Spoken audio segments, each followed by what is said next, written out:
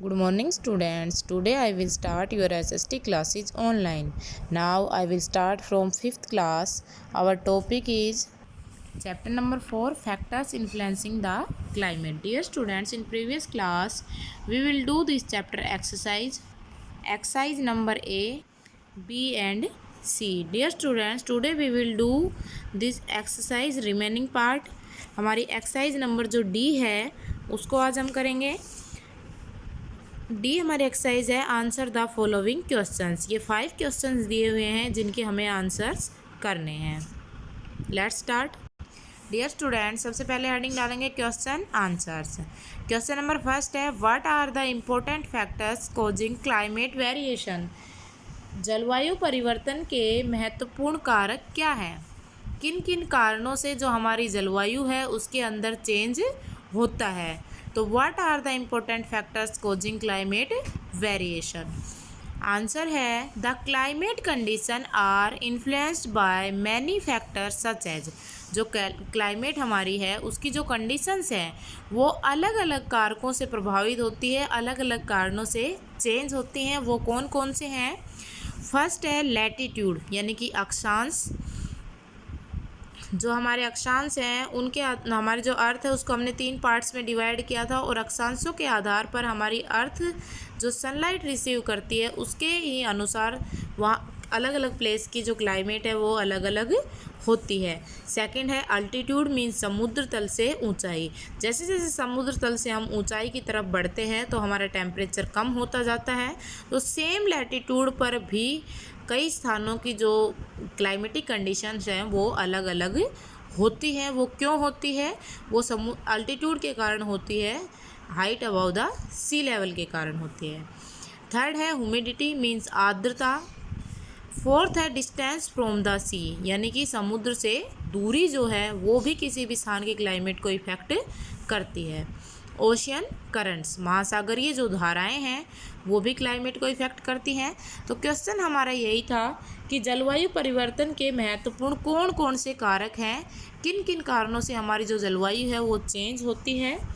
तो हमने आंसर बताया, the climate condition are influenced by many factors such as location, latitude, altitude, humidity, distance from the sea and ocean currents. किसी भी स्थान की जो क्लाइमेट है वो अलग अलग कारकों से प्रभावित होती है। नेक्स्ट हमारा क्वेश्चन है question number second, name the 3 temperature zone of the earth, explain any one of them. हमने जब चैप्टर में पढ़ा था तो हमने पढ़ा था कि हमारी जो अर्थ है उसको सनलाइट रिसीव करने के आधार पर हमने 3 टेम्परेचर जोन्स में डिवाइड किया हुआ है। 3 हीट जोन्स थे, उनमें से तीनों के नेम लिखने और एक को एक्सप्लेन करना है। तो आंसर स्टार्ट करते हैं।